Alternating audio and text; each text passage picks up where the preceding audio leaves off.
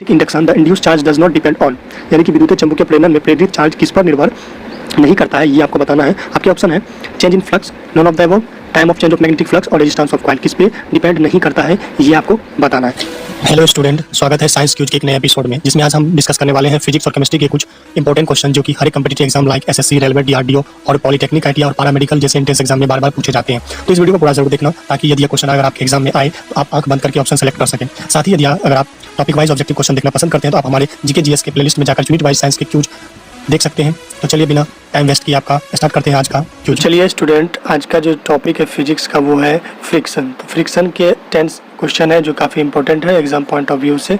तो चलिए first of all question है कि घर्षण निम्नलिखित में किसके द्वारा कम किया जा सकता है। पहला है कि जो उसका सरफेस है उसको चमकाकर यानी कि प्लेन करके, फिर है सिंगकारियों का प्रयोग से, फिर है तीसरा स्पर्श के क्षेत्रफल को कम करके, कॉन्टैक्ट का जो एरिया है उसे कम करके।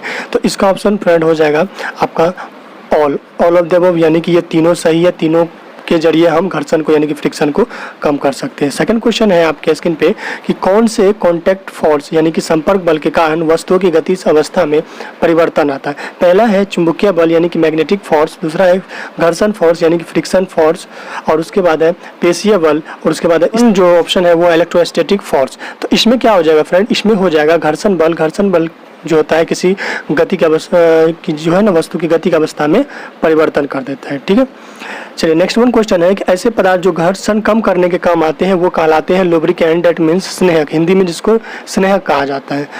और अगला क्वेश्चन है कि संपर्क बल यानी कि कॉन्टैक्ट फोर्स को डैश फोर्स भी कहा जाता है। तो कॉन्टैक्ट फोर्स को जो है आपका पेशीय बल और घर्षण बल कहा जाता है।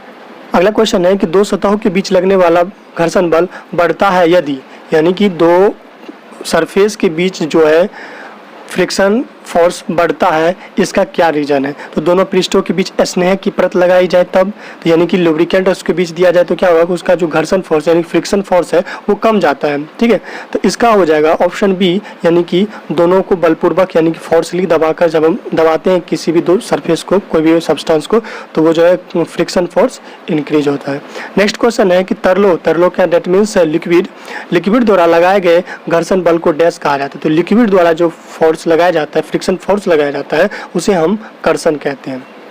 नेक्स्ट क्वेश्चन है कि पहिए में जो बॉल बियरिंग यूज किया जाता है, आपने देखा होगा कि उसका यूज जो वाहन में यानी कि व्हीकल्स में पहिए में जो है बॉल बियरिंग का यूज क्यों किया जाता है। तो इसका रीजन है कि आपका ये जो बॉल बियरिंग होता है वो जो गतिज घर्षण को बेलन घर्षण यानी कि घुमावदार घर्षण में चेंज कर देता है, जिसके कारण क्या होगा कि जो व्हीकल्स है वो ज़्यादा स्पीड में रन करेगा। नेक्स्ट क्वेश्चन है कि वायुमंडलीय हवा पृथ्वी पर रखी जाती है किसके कारण, यानी कि पृथ्वी पर जो अभी हमारे चारों ओर एटमॉस्फेरिक वायुमंडलीय हवा है, इसका रीजन है कि ग्रेविटेशनल फोर्स, यानी कि गुरुत्व के कारण कोई भी चीज़ पृथ्वी की ओर खींची हुई है।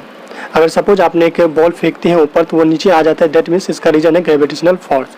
नेक्स्ट क्वेश्चन है कि निम्नलिखित में से कौन सा चंद्रमा के गुरुत्वाकर्षण के बारे में सही है। तो जैसा कि आपको पता होगा कि चंद्रमा का ग्रेविटी यानी कि मून पर जो ग्रेविटेशनल फोर्स होता है वो पृथ्वी के ग्रेविटेशनल फोर्स से क्या होता है 1/6 गुना कम होता है। इसमें हो जाएगा ए। नेक्स्ट क्वेश्चन है लास्ट क्वेश्चन फिजिक्स का, उसके बाद हम केमिस्ट्री पे डील करेंगे। क्वेश्चन है कि चंद्रमा पर क्या नहीं होने के कारण वहाँ लाइफ पॉसिबल नहीं है, यानी कि वहाँ कोई भी इंसान रह नहीं सकता है। तो पहला ऑप्शन है आपका नाइट्रोजन, दूसरा है सल्फर, तीसरा है ऑक्सीजन और चौथा है जल। तो देखिए भैया, इसमें जो है वहाँ जल नहीं होने के कारण जो है चंद्रमा पर कोई भी जीव का लाइफ संभव नहीं है। चलिए नेक्स्ट जो हमारा टॉपिक है केमिस्ट्री, उसकी ओर बढ़ते हैं। तो स्टूडेंट, केमिस्ट्री का टॉपिक है फ्यूल्स एंड पॉल्यूशन। ठीक है, काफ़ी इंपॉर्टेंट है, हर एक एग्जाम में पूछे जाते हैं, तो इस तरह के क्वेश्चन को जरूर कवर कीजिएगा। फर्स्ट ऑफ ऑल क्वेश्चन है कि कहा जाता है कि जो ताजमहल है वहाँ जो मार्बल कैंसर होता है, जिनके कारण ताजमहल का जो रंग है वो धुलिन पड़ रहा है, ये जो मार्बल कैंसर होता है इसका क्या रीजन है। तो इसका रीजन होता है एसिड रेन। आप सभी को जैसा कि पता होगा कि एसिड रेन के कारण जो संगमरमर का जो है रंग यानी कि कलर वो जा रहा है। चलिए सेकंड क्वेश्चन की बात करते हैं। तो सेकंड क्वेश्चन काफ़ी इंपॉर्टेंट है एग्जाम पॉइंट ऑफ व्यू से, हर एक SSC, railway, polytechnic, ITI, paramedical में ये क्वेश्चन जरूर पूछे जाते हैं। और फ्यूल एंड पॉल्यूशन से तो क्वेश्चन आते ही हैं, क्योंकि ये अवेयरनेस का एक टॉपिक है। ठीक है, तो कैंसर के उपचार के लिए जो नोबल गैस यूज किया जाता है गाइज, वो होता है हमारा रेडॉन। ठीक है, आंसू गैस का जो घटक होता है, आंसू गैस में मुख्यतः क्या होता है, तो वो होता है क्लोरोप्रिक्रीन।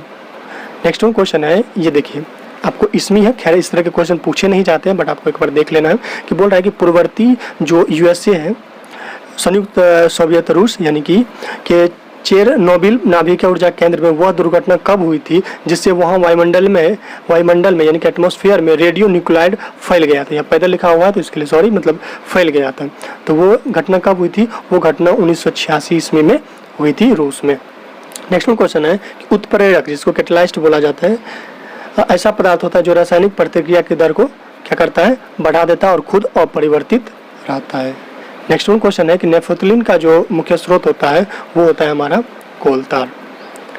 नेक्स्ट क्वेश्चन आप देख सकते हैं कि विक्रीकृत स्प्रिट एथेनॉल का जो मिश्रण होता है वो क्या होता है? वो होता है पायरिडीन के साथ, यानी कि विक्रीकृत स्प्रिट जो होता है एथेनॉल का मिश्रण जो होता है वो पायरिडीन के साथ होता है। अगला क्वेश्चन है 8 में, आप देख सकते हैं कि वायु प्रदूषण का जो विभव होता है वायु संचार गुणांक कितना होने पर बढ़ जाता है। तो आप ऑप्शन ए में जो डाटा दिया गया है उसे आप याद रखें, ठीक है। तो पोल्यूशन से क्वेश्चन बार बार आते हैं और ये जो क्वेश्चन है आपको बीपीएससी में देखने को मिल जाएगा और एसएससी, रेलवे, सभी तरह के एग्जाम में पूछे जाते हैं। क्वेश्चन है कि जो व्हीकल्स में धुएं निकलते हैं, ठीक ना, मानसिक रोग पैदा करने वाला जो पोल्यूटेंट होता है वो क्या होता है? तो वो होता है शीशा, जिसके कारण आजकल इसको कम करने के लिए सीएनजी का यूज किया जाता है। नेक्स्ट वन क्वेश्चन है 10वां और लास्ट क्वेश्चन है कि कार के निष्कासित धुएं में कौन सी जहरीली गैस होती है? तो वो होता है कार्बन मोनोऑक्साइड। अब जब कोयला जलाते हैं तो उसमें से क्या निकलता है? कार्बन मोनोऑक्साइड, जो दम घुटाने वाली एक गैस है, ठीक है। आज के क्यूज में बस इतना ही, मिलते हैं अगले क्यूज में, तब तक के लिए बाय बाय। और ये क्यूज आपको कैसा लगा कमेंट में जरूर कमेंट कीजिएगा ताकि मैं एक मोटिवेट हूँ और इसी तरह के क्यूज आपके लिए लेके आता रहूँ। तो मिलते हैं अगले साइंस के एक नए एपिसोड में, तब तक के लिए बाय बाय।